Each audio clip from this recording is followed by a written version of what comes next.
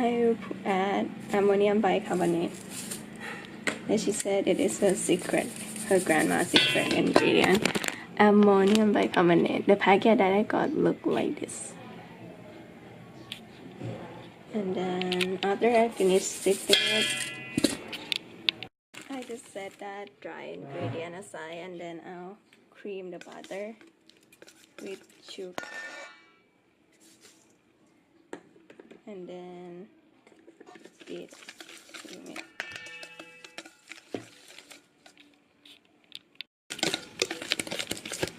And then I'll add vanilla extract.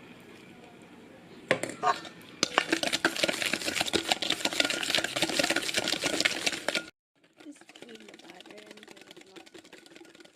until the color of the butter is like kind of thin.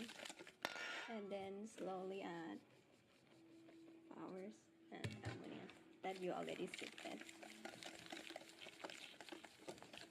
And just stir until combine. I will change to use a spatula instead because it's not gonna work by using egg whisk.